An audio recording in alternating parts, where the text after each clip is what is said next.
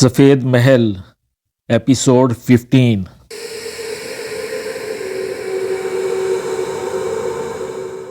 لاشوں کا ذکر سن کر کامران کی نیند ہوا ہو گئی۔ وہ آنکھیں ملتا ہوا اچھل کر کھڑا ہو گیا اور باہر کی طرف بھاگا۔ کمرے سے نکلا تو اسے سردار ونشا نظر آیا۔ وہ بڑی نکاہت سے لڑکھڑاتا ہوا آ رہا تھا۔ کامران نے بازو کٹے سردار کو آگے بڑھ کر سہارا دیا اور بولا، تم آرام کرو سردار، میں باہر دیکھے لیتا ہوں کون ہے۔ نہیں، سردار ونشا نے بڑے عزم سے کہا، میں چل سکتا ہوں۔ سردار، بستی کے باہر لاشیں کس کی ہو سکتی ہیں؟ کامران نے پوچھا۔ میں اپنی بستی کی بیٹیوں کو جانتا ہوں۔ سردار کے ہونٹوں پر پھیکی مسکراہٹ پھیل گئی اور وہ اپنے زخم پر ہاتھ پھیرتا تیز تیز دروازے کی طرف بڑھنے لگا۔ کامران کی سمجھ میں سردار ونشا کا جواب نہ آیا، لیکن اس نے مزید استفسار کرنا مناسب نہ سمجھا۔ اس نے سوچا شاید سباتا کے غم نے سردار ونشا کی دماغی حالت ابتر کر دی ہے۔ باہر کئی نوجوان کھڑے تھے۔ سردار ونشا کو دیکھ کر وہ بے قرار ہو گئے۔ سردار، بستی کے باہر لاشیں۔ ایک نوجوان نے لب کھولے۔ خاموش ہو جاؤ، سردار ونشا اچانک چیخا۔ نوجوان سہم کر پیچھے ہٹ گیا۔ تب سردار پھر گویا ہوا، مجھے مت بتاؤ وہ لاشیں کس کی ہیں۔ میں جانتا ہوں وہ لاشیں کس کی ہوں گی، آؤ میرے ساتھ۔ سردار، تم زخمی ہو، تم آرام کرو، میں جا کر دیکھ آتا ہوں۔ کامران نے ایک مرتبہ پھر اسے سمجھانے کی کوشش کی۔ سردار، ونشا کا بازو کٹا ہے، اس کی ٹانگیں سلامت ہیں، وہ اپنی ٹانگوں پر چل کر جائے گا کامران۔ سردار کے لہجے میں عجیب وحشت تھی، اس پر جنونی سی کیفیت طاری تھی۔ پھر کامران نے مکمل خاموشی اختیار کر لی اور چپ چاپ ان کے ساتھ ہو لیا۔ بستی کے باہر جب کامران نے ان لاشوں پر نظر ڈالی تو سردار کا وہ جواب کہ میں اپنی بستی کی بیٹیوں کو جانتا ہوں فوراً سمجھ میں آ گیا۔ سردار ونشا کا یہ یقین کہ میں جانتا ہوں وہ لاشیں کس کی ہوں گی اب کھل کر کامران کے سامنے آ گیا تھا۔ مشرق سے ابھرتے لال گولے کے پیش منظر میں وہ لاشیں عجیب سی لگ رہی تھیں۔ یہ لاشیں بستی کی بیٹیوں کی تھیں جنہیں وہ سرخ چہرے والے درندے اٹھا کر لے گئے تھے۔ ہر لاش کے چہرے پر سکون پھیلا ہوا تھا اور ان کے منہ میں سفید پھول دبا ہوا تھا۔ اس بستی کی دوشیزاؤں کو اپنی حفاظت کرنی آتی ہے۔ انہوں نے زہریلے پھول چبا کر اپنی زندگی میں زہر کھلنے سے خود کو بچا لیا تھا۔ موت سے امکنار ہو کر اپنے باپ اور بھائیوں کے سر فخر سے بلند کر دیے تھے۔ سردار ونشا اپنی بستی کی بیٹیوں کو ٹھیک ہی جانتا تھا۔ انہی دوشیزاؤں میں سباتا بھی تھی۔ اس کی لاش دیکھ کر سردار ونشا اپنے آنسو ضبط نہ کر سکا۔ اس کی آنکھوں سے آنسو بہتے دیکھ کر کامران کے دل پر چوٹ سی لگی۔ اس کا جی چاہا کہ وہ ابھی ابلا پر سوار ہو کر ان درندوں کی تلاش میں نکل جائے اور اپنے تیروں سے جتنوں کے سینے چھلنی کر سکے کر دے۔ کامران نے بڑی آہستگی سے سردار ونشا کی پیٹھ پر ہاتھ رکھا اور اسے لاشوں کے پاس سے ہٹا لایا۔ سردار، دکھ کو جتنا بڑھاؤ گے بڑھتا ہی جائے گا، جتنے آنسو بہاؤ گے وہ اور نکلتے آئیں گے، ذرا ضبط کرو، تھوڑا صبر سے کام لو۔ کامران نے اسے تسلی دینے کی کوشش کی۔ ہاں، تم ٹھیک ہی کہتے ہو، جو ہو گیا وہ ہو گیا۔ میری چاند سی سباتا اب مجھے کبھی واپس نہ مل سکے گی۔ میرا جی چاہتا ہے کہ ان درندوں کو چیر کر رکھ دوں۔ سردار ونشا کا غم غصے میں تبدیل ہو گیا۔ سردار ونشا، فکر نہ کرو، ہم سب مل کر ان ظالموں سے انتقام لیں گے۔ کامران نے اس کے زخموں پر پھاہا رکھنے کی کوشش کی۔ کامران کی خواہش تھی کہ بستی کے لوگوں تک اس بات کے پہنچنے سے پہلے ہی ان لاشوں کو ٹھکانے لگا دیا جائے تاکہ دکھ کے بادل ابھی کچھ عرصے اور تھمے رہیں۔ کامران نے اپنے اس خیال کا اظہار سردار ونشا سے کیا تو اس نے کامران سے مکمل اتفاق کیا۔ تب کامران نے ان تینوں نوجوانوں کو سختی سے ہدایت کی کہ وہ ان لاشوں کا ذکر بستی میں نہ کریں، اور پھر وہ لوگ رسم کے مطابق جلدی جلدی ان لاشوں کو ابلتے پانی کے چشمے کے حوالے کرنے لگے۔ لاشوں کو ٹھکانے لگانے کے بعد کامران نے بستی کے تمام نوجوانوں کو اکٹھا کیا اور کالے جنگل کی طرف روانہ ہو گیا۔ کامران کو جلد ہی احساس ہو گیا کہ اس نے ابلا کو چھوڑ کر غلطی کی ہے۔ اس کا خیال تھا کہ وہ بستی کے نوجوانوں کے ساتھ آرام سے کالے جنگل تک پہنچ جائے گا، لیکن اسے یہ اندازہ نہ تھا کہ گھوڑے پر سوار ہو کر سفر کرنا اور بات ہے اور گھوڑوں کے ساتھ ساتھ بھاگنا بالکل مختلف بات۔ 2-3 منزلوں تک تو کامران بڑی آسانی سے ان کے ساتھ دوڑتا رہا، پھر اس کی رانیں بھاری ہونے لگیں، جبکہ بستی کے دوسرے نوجوان بڑے مزے سے ہنسی مذاق کرتے تیز رفتاری سے دوڑے چلے جا رہے تھے۔ بعض وقت جب کامران کافی پیچھے رہ جاتا تو وہ سارے کے سارے رک جاتے۔ کامران جب برابر آ جاتا تو وہ نعرے لگاتے پھر سے بھاگنا شروع کر دیتے۔ آخر نوبت یہاں تک پہنچی کہ کامران کو بھاگنا دوبھر ہو گیا۔ اب وہ دوڑنے کی بجائے تیزی سے چلنے لگے۔ اس موقع پر اسے اپنی گھوڑی شدت سے یاد آئی۔ کامران کی تھکن کا احساس کر کے ان نوجوانوں نے آپس میں کچھ طے کیا۔ پھر ایک نوجوان کامران کی طرف بڑھا اور اس نے کامران کو کچھ بتائے بغیر اسے کندھے پر چڑھا لیا۔ کامران نہیں کرتا رہ گیا۔ اب نوجوانوں نے پھر سے دوڑنا شروع کر دیا اور اس طرح باری باری ہر نوجوان اسے کندھے پر بٹھاتا اسے منزل مقصود پر لے پہنچا۔ کالے جنگل میں بانسوں کے جھنڈ جگہ جگہ موجود تھے۔ کامران نے تمام نوجوانوں کو بانسوں کی کٹائی میں لگا دیا۔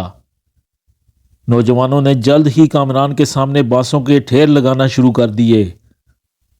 کامران ان میں سے کام کے بانس چھانٹ چھانٹ کر الگ کرتا گیا۔ جب مطلوبہ تعداد میں بانس فراہم ہو گئے تو کامران نے کوچ کا اعلان کر دیا۔ بانسوں کے چھوٹے چھوٹے گٹھڑ بنا کر چند نوجوانوں نے اپنے کندھوں پر لاد لیے اور پھر بستی کی طرف روانہ ہو گئے۔ کامران کو نوجوانوں نے اس مرتبہ بالکل دوڑنے نہ دیا۔ وہ اسے اپنے کندھوں پر بٹھائے یوں ہی دوڑتے بھاگتے ہنستے مسکراتے ایک دوسرے کو چھیڑتے بستی میں آ پہنچے۔ بستی میں داخل ہوئے تو اندھیرا جھک آیا تھا، سورج ڈوبنے کو تھا۔ سردار ونشا چند معمر لوگوں کے ساتھ بستی کے باہر ہی بیٹھا تھا۔ جب اس نے کالے جنگل والے راستے سے دھول اڑتی ہوئی دیکھی تو اس کے چہرے پر مسکراہٹ پھیل گئی۔ وہ لوگ آ گئے۔ سردار ونشا یہ کہتا ہوا اٹھ کھڑا ہوا۔ اسے کامران کا شدت سے انتظار تھا۔ وہ دیکھنا چاہتا تھا کہ یہ بدیسی نوجوان کالے جنگل سے کیا لاتا ہے۔ کامران کو کسی نوجوان کے کندھے پر بیٹھا دیکھ کر سردار ونشا متفکر ہو گیا۔ یہ لوگ اس کو کندھے پر کیوں اٹھائے ہوئے ہیں؟ کہیں کوئی حادثہ تو پیش نہیں آ گیا؟ پھر اسے فوراً ہی خیال آ گیا کہ بدیسی نوجوان کو کالے جنگل تک دوڑ کر جانا دوبھر ہو گیا ہوگا۔ گھوڑے کی سواری کرنے والے کو بھلا دوڑنے کی اتنی عادت کہاں ہو سکتی ہے؟ سردار ونشا کو بستی کے باہر کھڑا دیکھ کر کامران اس کی طرف لپکا۔ سردار خیریت تو ہے، بستی کے باہر کیوں کھڑے ہو؟ تمہارا انتظار کر رہا تھا۔ لاؤ دکھاؤ، کالے جنگل سے تم کیا لائے ہو؟ میں بانس لایا ہوں اور کچھ نہیں، کامران نے مسکراتے ہوئے کہا۔ کیا بانس سے ہتھیار بناؤ گے؟ سردار ونشا نے پوچھا۔ وہ حیران تھا۔ ہاں، کامران نے بڑے اعتماد سے کہا، اور ایسا ہتھیار کہ تم دیکھتے رہ جاؤ گے۔ پھر کامران نے نوجوانوں کو حکم دیا کہ وہ بانسوں کے گٹھڑ سردار ونشا کے گھر پہنچا دیں اور کل سورج کی کرن پھوٹتے ہی تمام نوجوان سردار ونشا کے گھر جمع ہو جائیں۔ صبح ہی صبح سردار ونشا کے گھر میلے کا سا سماں پیدا ہو گیا۔ پو پھٹتے ہی بستی کے نوجوان آنا شروع ہو گئے تھے اور دن روشن ہوتے ہوتے سردار کا گھر نوجوانوں سے بھر چکا تھا۔ کامران نے سائری دیوتا کا نام لے کر کام شروع کیا۔ اس نے بڑے بڑے بانسوں کو ہاتھ بھر کے ٹکڑوں میں تبدیل کرنا شروع کیا۔ یہی کام دوسرے نوجوان بھی کرنے لگے۔ دوسرے مرحلے میں ان بانسوں کے ٹکڑوں کو اندر سے کھوکھلا کیا گیا۔ اس کام سے فارغ ہو کر بچے ہوئے بانسوں کو چیر کر ان کے تیر بنائے جانے لگے۔ بستی کے نوجوان بڑے شوق اور لگن سے کام میں مصروف تھے اور اس بات کے منتظر تھے کہ دیکھیں اس بانس کے ٹکڑے سے تیر کس طرح چلتا ہے۔ آخر وہ وقت بھی آ پہنچا جب پہلا ہتھیار بن کر تیار ہوا۔ کامران نے ایک اچھا سا تیر اس بانس کے ٹکڑے میں پھنسایا اور دروازے کی طرف بڑھا۔ کامران پر ایک عجیب سی سرخوشی سی طاری تھی، ساتھ ہی یہ دھڑکا بھی کہ اگر اس ہتھیار کی کارکردگی اچھی ثابت نہ ہوئی تو ان نوجوانوں کے سامنے وہ سر اٹھانے کے قابل بھی نہ رہے گا۔ وہ گھر سے باہر نکل کر ایک جگہ ٹھہر گیا۔ سارے نوجوان اس کے پیچھے کھڑے اسے بڑی دلچسپی سے دیکھ رہے تھے۔ اس نے تیر کو اچھی طرح فٹ کر کے سامنے ایک درخت کے تنے کا نشانہ لیا اور اس بانس کے ٹکڑے کو منہ میں لے کر زور سے پھونک ماری۔ چشم زدن میں تیر بانس کے ٹکڑے سے نکلا اور سرسراتا ہوا درخت کے تنے میں پیوست ہو گیا۔ ایک زبردست شور اٹھا۔ کامران کو نوجوانوں نے اپنے کندھے پر اٹھا لیا اور رقص کرنے لگے۔ بستی کے بچے اور عورتیں بھی اس خوشی میں شامل ہو گئیں۔ کامران بڑی مشکل سے ان کے کندھوں سے اترنے میں کامیاب ہوا۔ اس نے انہیں چیخ چیخ کر خاموش رہنے کی تلقین کی۔ جب سب لوگ خاموش ہو گئے تو کامران نے سردار ونشا کو آگے آنے کا اشارہ کیا۔ کامران نے ایک اور تیر اس بانس کے ٹکڑے میں ڈالا اور اس کے سیدھے ہاتھ میں تھماتے ہوئے بولا، سردار، یہ اس بستی کا پہلا تیر ہے، چلا کر افتتاح کرو۔ کامران، اس ہتھیار کا نام کیا ہے؟ سردار ونشا نے درخت کے تنے کا نشانہ لیتے ہوئے پوچھا۔ سردار، اس کا نام توفو ہے۔ توفو؟ بڑا اچھا نام ہے، اس ہتھیار کی طرح سبک۔ یہ کہہ کر سردار ونشا نے اس بانس کے ٹکڑے میں زور سے پھونک ماری۔ تیر سرسراتا ہوا تیزی سے اس بانس کے ٹکڑے سے نکلا اور درخت کے بڑے سے تنے میں گھس گیا۔ ایک مرتبہ پھر زبردست شور اٹھا۔ نوجوانوں نے خوشی سے زبردست نعرے لگائے۔ اس کے بعد کامران نے بستی کے ہر نوجوان کو تیر چھوڑنے کا موقع دیا۔ کچھ ایسے بھی تھے جو اتنے بڑے تنے کا نشانہ لینے سے قاصر رہے۔ پھر یہ ہتھیار، نام تھا جس کا توفو، اتنا مقبول ہوا کہ چند روز میں ہی بچوں کے ہاتھوں میں بھی دکھائی دینے لگا۔ کامران جدھر بھی نکل جاتا اسے ہر طرف توفو چلتی دکھائی دیتی۔ اب نوجوان کے نشانے بہتر سے بہتر ہوتے جا رہے تھے۔ بعض نوجوانوں نے تو اپنے نشانے اتنے بہتر کر لیے تھے کہ اڑتے پرندے بھی ان سے محفوظ نہ رہے تھے۔ کامران نے ایک دن بستی میں نشانے بازی کا مقابلہ کروایا۔ اس مقابلے میں جو نوجوان اس کے معیار پر پورے اترتے گئے ان کے سروں پر اس نے سرخ پٹی باندھ دی۔ یہ ایک طرح کا اعزاز بھی تھا اور پہچان کا ذریعہ بھی۔ مقابلے کے اختتام پر کامران نے سرخ پٹی والے نوجوانوں کو اپنے سامنے اکٹھا کیا اور انہیں مہم کے آغاز کی نوید دی۔ اب تم لوگ اپنی بہنوں کا انتقام لینے کے لیے تیار ہو جاؤ۔ تیار ہیں، سارے نوجوانوں نے بڑے جوش سے بیک وقت کہا۔ ہم اپنے سفر کا آغاز کل سورج نکلنے سے پہلے کریں گے۔ میرے دوستو، سفر کی تیاری کرو۔ اپنے ساتھ کم از کم ایک ہفتے کا خورد و نوش کا سامان باندھ لو تاکہ ہم بے فکری سے ان سرخ چہرے والے درندوں کو تلاش کر سکیں۔ ٹھیک ہے؟ کامران نے ہاتھ اٹھا کر پوچھا۔ ٹھیک ہے، مشترکہ جواب آیا۔ بس پھر جاؤ اور سفر کی تیاریاں کرو۔ یہ سن کر سارے نوجوان شور مچاتے اچھلتے کودتے اپنے گھروں کی طرف روانہ ہو گئے۔ کامران نے سردار ونشا کے گھر کا رخ کیا۔ سردار ونشا کو جب کامران کی روانگی کا پتہ چلا تو اس نے بھی ساتھ چلنے کی خواہش ظاہر کی۔ کامران، مجھے بھی اپنے ساتھ لے چلو، میں اپنے ہاتھ سے ان درندوں کے کلیجے چھلنی کرنا چاہتا ہوں۔ نہیں سردار، تم نہ جاؤ، بستی کے لوگوں کو تمہاری ضرورت ہے۔ انتقام لینے کا کام تم مجھ پر چھوڑ دو۔ سباتا اگر تمہاری بیٹی تھی تو وہ مجھے بھی بہن کی طرح عزیز تھی۔ اس کا بدلہ میں لوں گا اور اس بستی میں ان درندوں کے سردار معروف کا سر لے کر لوٹوں گا، یہ میرا تم سے وعدہ ہے۔ کامران نے اسے یقین دلاتے ہوئے کہا۔ یہ سن کر سردار ونشا نے پھر ساتھ چلنے کی ضد نہ کی اور اسے جلد سو جانے کی تلقین کر کے کمرے سے نکل گیا۔ کامران نے سردار ونشا سے ان سرخ چہرے والوں کے سردار معروف کا سر لینے کا وعدہ تو کر لیا تھا، لیکن اس کی سمجھ میں یہ بات نہیں آ رہی تھی کہ وہ ان درندوں کو تلاش کیسے کرے گا۔ نہ تو اسے ان کی بستی کا علم تھا، نہ یہ معلوم کہ وہ آئے کدھر سے تھے۔ البتہ اس نے یہ ضرور سنا تھا کہ وہ کالے جنگل والے راستے سے واپس گئے تھے۔ ابھی وہ اسی ادھیڑ بن میں تھا کہ سفر کا آغاز کس سمت سے کرے۔ کمرے میں اچانک وہ جانی پہچانی خوشبو پھیل گئی، کنوارے بدن کی اٹھتی ہوئی مہک، وہ ہوش ربا خوشبو چاند کا خلاف توقع آ پہنچی تھی۔ کہاں کی تیاری ہے؟ چاند کا ظہور پذیر ہوتے ہی بولی۔ کامران چاندکا کو دیکھ کر فوراً اٹھ کر بیٹھ گیا اور مسکراتے ہوئے بولا، یہ چاند اچانک کدھر سے نکل آیا؟ کیوں، میرا آنا ناگوار گزرا؟ چاندکا نے اپنی بڑی بڑی نشیلی آنکھوں سے اسے دیکھتے ہوئے پوچھا۔ ارے غضب، ایسا تو میں خواب میں بھی نہیں سوچ سکتا۔ تمہاری آمد تو مجھے ہزار خوشیاں دے جاتی ہے، کامران نے خوش دلی سے کہا۔ میں تو اس اچانک آمد پر ذرا چونک اٹھا تھا۔ یہ کون سی نئی بات ہے؟ میں تو ہمیشہ اچانک ہی آئی اور عین ضرورت کے وقت۔ تم گواہ ہو، میں جھوٹ تو نہیں کہہ رہی۔ اس وقت مجھے تمہاری کیا ضرورت تھی، یہ تو بتاؤ۔ کامران نے اس کا امتحان لینا چاہا۔ سردار ونشا سے سردار معروف کا سر لانے کا وعدہ کر لیا اور مہاراج کو اس کا علم ہی نہیں کہ وہ سرخ چہرے والے لوگ کہاں ملیں گے۔ بس میں نے مان لیا تمہیں، تم واقعی ضرورت کے وقت آئی ہو۔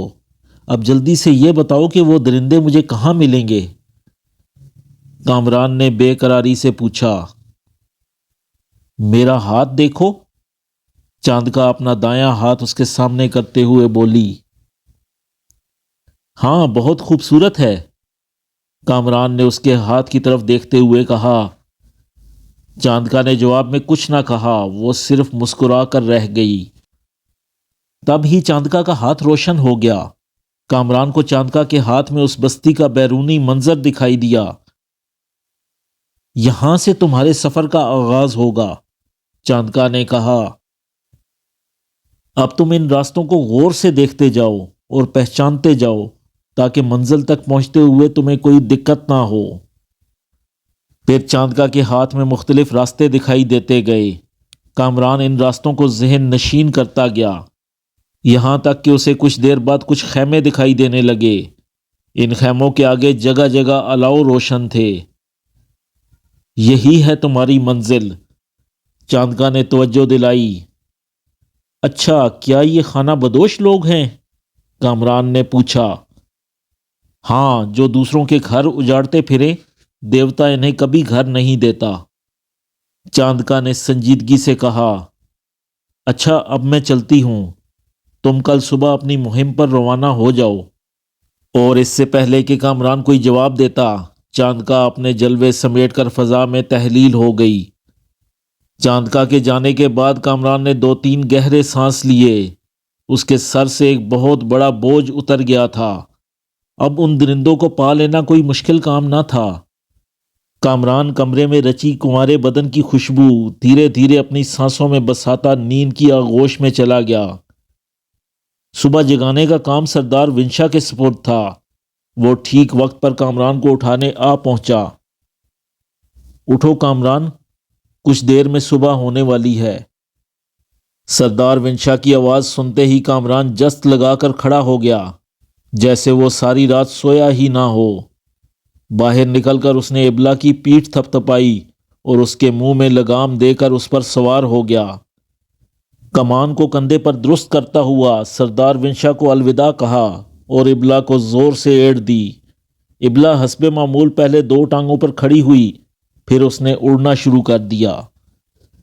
کامران بستی کے باہر مقررہ جگہ پر پہنچا تو اس نے وہاں تمام نوجوانوں کو موجود پایا۔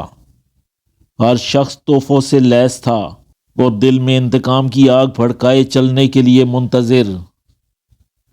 کامران نے فردن فردن تمام نوجوانوں سے ہاتھ ملایا۔ وہ تعداد میں 50 تھے اور ہر شخص کے پاس کھانے پینے کا سامان وافر مقدار میں موجود تھا۔ کامران نے پوری طرح مطمئن ہو کر نعرہ کوچ بجایا۔ چلو کی آواز کے ساتھ ہی بستی کا ہر نوجوان حرکت میں آ گیا۔ سورج اگرچہ ابھی برآمد نہ ہوا تھا، لیکن اجالا ہر سو پھیل چکا تھا۔ کامران نے اپنی گھوڑی کی رفتار خاصی سست رکھی تاکہ نوجوان اس سے پیچھے نہ رہ جائیں، لیکن برق رفتار نوجوان کے لیے ابلا کی ہی رفتار بہت معمولی تھی۔ کامران نے کئی نوجوانوں کو اپنی گھوڑی سے آگے نکلتے دیکھا۔ کامران نے ابلا کی رفتار میں مزید اضافہ کیا۔ نوجوانوں نے بھی اپنی رفتار بڑھا دی۔ 2-3 منزلیں طے کر لینے کے بعد ابلا اور ان نوجوانوں میں ایک رفتار پر معاہدہ ہو گیا۔ اب وہ نوجوان تقریباً ابلا کے ساتھ ہی بھاگ رہے تھے اور رفتار بھی اچھی خاصی تھی۔ 4 گھنٹے کی مسافت کے بعد کامران نے ایک جگہ پر پڑاؤ ڈال دیا۔ یہاں نوجوانوں نے کچھ کھایا پیا، تھوڑا سا آرام کیا اور پھر چلنے کے لیے تیار ہو گئے۔ کامران نے ان کا جوش دیکھ کر مزید قیام کرنا مناسب نہ سمجھا۔ 50 نوجوانوں کا یہ قافلہ ایک نئے عزم کے ساتھ پھر سے اپنی منزل کی طرف روانہ ہو گیا۔ اسی طرح پڑاؤ ڈالتے ہوئے وہ آگے بڑھتے رہے۔ چوتھے پڑاؤ پر اندھیرا خاصا گہرا ہو گیا تھا۔ کامران کا خیال تھا کہ رات گزار کر کل صبح سفر کا آغاز کیا جائے، لیکن نوجوان اس کے لیے راضی نہ تھے۔ وہ اپنا سفر جاری رکھنا چاہتے تھے تاکہ دشمن کو جلد سے جلد پا لیں۔ نوجوانوں کا موقف یہ تھا کہ کیونکہ چاندنی رات ہے اس لیے سفر جاری رکھنا چندہ مشکل نہیں۔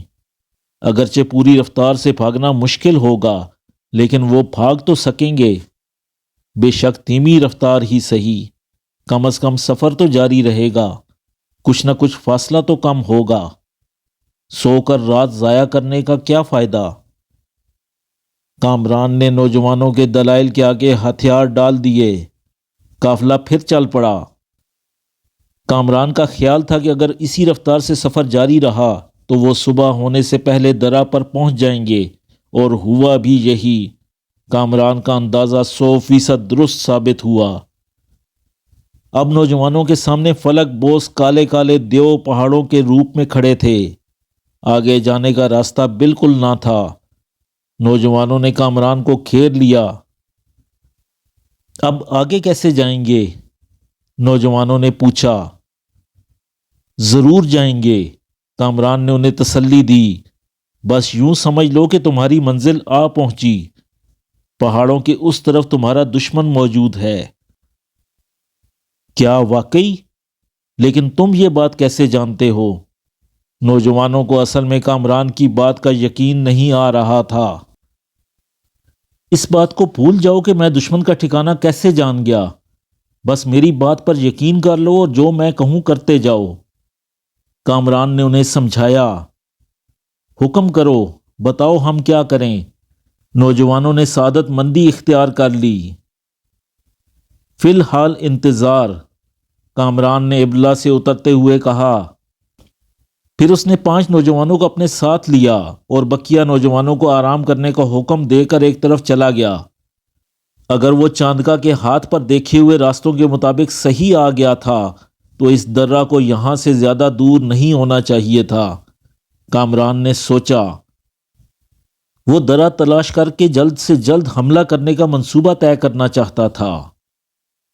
تھوڑی سی تلاش بسیار کے بعد آخر وہ درہ انہیں نظر آ ہی گیا۔ کامران اس درہ کو دیکھ کر خوشی سے جھوم اٹھا۔ وہ ایک بے حد تنگ درہ تھا۔ اس درہ سے مشکل سے ایک گھوڑا نکل سکتا تھا۔ کامران تیر کمان سنبھالے بڑی احتیاط سے درہ میں داخل ہوا۔ پھر وہ بڑھتا ہی گیا اور بڑی آسانی سے درہ کے پار جا پہنچا۔ صبح ہونے میں ابھی دیر تھی، چاند ڈوب چکا تھا، یا یوں کہیے کہ اپنی روشنی کھو بیٹھا تھا۔ کامران نے مل جگہ میں بہت سے خیمے نصب دیکھے۔ درہ بالکل صاف تھا، وہاں کسی قسم کا کوئی پہرا نہ تھا۔ سرخ چہرے والے درندوں کو بھلا کسی سے کیا خطرہ ہو سکتا تھا؟ ان کا مقابلہ کون کر سکتا تھا؟ ان کے تعاقب میں کون آ سکتا تھا؟ اس لیے وہ اپنے خیموں میں پڑے سوتے تھے اور موت درہ میں ان کا راستہ تلاش کرتی پھر رہی تھی۔ کامران بڑی تیزی سے واپس پلٹا اور اس نے تمام نوجوانوں کو خاموشی سے یہاں بلا لانے کا حکم دیا۔ نوجوانوں کے آنے کے بعد اس نے انہیں 5-5 کی ٹولیوں میں تقسیم کیا اور ہر ٹولی کو احکامات جاری کر کے انہیں اپنے اپنے مورچے سنبھالنے کو کہا۔ نوجوان لنگوروں کی طرح اچھلتے دبے پاؤں پہاڑوں پر چڑھنے لگے۔ تھوڑی دیر بعد وقفے وقفے سے گیدڑوں کی آوازیں گونجنے لگیں اور اس طرح کامران کو ہر ٹولی کے مورچہ سنبھالنے کی اطلاع ملتی گئی۔ کامران نے اپنی چھوٹی سی فوج کے سپاہیوں کو درہ کے دائیں اور بائیں جانب دور تک پھیلا دیا تھا اور وہ خود چند نوجوانوں کو لیے درہ کے منہ پر بیٹھا تھا۔ دشمن کے فرار ہونے کا کوئی راستہ نہ تھا۔ خیموں کے اس طرف ایک بڑی جھیل تھی اور پھر اونچے اونچے پہاڑ۔ جھیل کو عبور کر کے پہاڑوں پر چڑھنا کوئی آسان کام نہ تھا۔ خیموں کے اس طرف بھی پہاڑ ہی تھے۔ ان پہاڑوں پر کامران کے شاہین بسیرا کیے ہوئے تھے اور وہ خود شیر بنا درہ کے منہ پر موجود تھا۔ اس طرح دشمن کی مکمل ناکہ بندی کی جا چکی تھی۔ کچھ دیر میں سپیدہ سحر نمودار ہونے لگا۔ کامران نے سائری دیوتا کا نام لے کر ترکش سے تیر نکالا اور اس کے سرے پر ایک بڑا سا کپڑا باندھنے لگا۔ کپڑا باندھ کر اس نے تیر کو کمان پر چڑھایا اور اپنے پاس ہی بیٹھے ایک نوجوان سے بولا، اس کپڑے میں آگ لگاؤ۔ نوجوان نے بڑی پھرتی سے آگ لگانے والے پتھر ایک چمڑے کے تھیلے سے نکالے اور انہیں تیزی سے رگڑ کر کپڑے میں آگ لگا دی۔ کامران کپڑے میں لگتی ہوئی آگ کو غور سے دیکھنے لگا۔ جب آگ خوب بھڑک اٹھی تو اس نے درمیان والے خیمے کا نشانہ لیا۔ یہ خیمہ دوسرے خیموں کے مقابلے میں بڑا اور رنگ برنگا تھا۔ پھر تیر سائیں سے کمان سے نکلا اور اس بڑے سے خیمے کی چھت میں پیوست ہو گیا۔ کامران نے اسی طرح آگ لگا کر 3 اور تیر چھوڑے۔ ہوا کی تیزی نے اپنا رنگ دکھایا۔ خیموں میں دیکھتے ہی دیکھتے آگ بھڑک اٹھی۔ پہاڑوں میں چھپے تمام نوجوان کامران کی اس کارروائی کو بڑی دلچسپی سے دیکھ رہے تھے۔ خیمے کے مکین خواب غفلت میں پڑے خراٹوں پر خراٹے لیے جاتے تھے۔ انہیں پتہ ہی نہ تھا کہ ظلم کی رات اب ختم ہو چکی ہے، ان کا یوم حساب آ پہنچا ہے۔ جلد ہی آگ کی تپش نے ان کی آنکھیں کھول دیں۔ وہ ہڑبڑا کر خیموں سے باہر نکل پڑے۔ کامران نے دشمن کو خیموں سے باہر نکلتا دیکھ کر اپنے منہ سے شیر کی آواز نکالی، جو پہاڑوں سے ٹکراتی دور تک پھیل گئی۔ 51 تیروں کی ایک خیر مقدمی باڑ دشمن تک پہنچی تو 72 کو گھائل کر گئی۔ ابھی ان کی سمجھ میں یہ نہیں آ رہا تھا کہ یہ آگ کیسے لگی۔ اس پر تیروں کی باڑ پڑی تو دشمن ایک دم بوکھلا اٹھا۔ اس پہلے حملے نے خاطر خواہ اثر نہ چھوڑا۔ ہوا کی تیزی نے کام خراب کر دیا۔ تیر ٹھیک ٹھیک اپنے نشانے پر نہ لگے۔ یہ جان کر کہ ہوا کام خراب کر رہی ہے، کامران نے دوسرے حملے کا اشارہ نہ دیا، جبکہ نوجوان تیر چلانے کے لیے بے قرار تھے۔ دشمن کے خیموں میں عجیب افراتفری پھیلی ہوئی تھی۔ تیر اور آگ کے حملے نے ان کی عقلیں سلب کر دی تھیں۔ وہ بوکھلائے ہوئے درہ کی طرف بڑھ رہے تھے۔ کامران نے جب دیکھا کہ دشمن تیروں کی زد میں آ چکا ہے تو اس نے پھر شیر کی آواز منہ سے نکالی۔ 51 تیروں نے درہ کی طرف بڑھتے ہوئے دشمن کے 10-12 آدمیوں کے جسموں کو چھلنی کر کے رکھ دیا۔ وہ زمین پر گر کر تڑپنے لگے۔ اچانک کامران نے کئی گھوڑ سواروں کو ہاتھ میں تلوار لیے خیموں کے عقب سے نکلتے دیکھا۔ ان کا رخ درہ کی طرف تھا۔ کامران نے اس مرتبہ شیر کی آواز نکالنے کی بجائے اپنے آس پاس بیٹھے نوجوانوں کو حکم دیا، چلاؤ تیر۔ کامران کا حکم پاتے ہی نوجوانوں نے ان گھوڑ سواروں پر تیروں کی بارش کر دی۔ ایک بھی گھوڑ سوار درہ تک صحیح سلامت نہ پہنچ سکا۔ کامران نے صرف 4 خیموں میں آگ لگائی تھی، لیکن اب تک تمام خیمے آگ کی زد میں آ چکے تھے۔ کامران نے انہی خیموں سے چند عورتوں کو بھی نکلتے دیکھا۔ ان عورتوں کو دیکھ کر نوجوان بے قابو ہو گئے اور انہوں نے حملے کا اشارہ سنے بغیر ہی ان پر تیر برسانے شروع کر دیے۔ کئی عورتیں زمین پر گر کر تڑپنے لگیں۔ تب کامران اٹھا اور اس نے اپنا ایک ہاتھ منہ کے نزدیک لگا کر زور سے کہا، خبردار جو عورتوں پر حملہ کیا۔ اس کی آواز کی باز گشت کئی لمحوں تک پہاڑوں میں گونجتی رہی۔ نوجوانوں نے اس کے حکم کو بڑی ناگواری سے سنا۔ وہ تل ملا کر رہ گئے۔ ان کا جی چاہا کہ بغاوت کر دیں،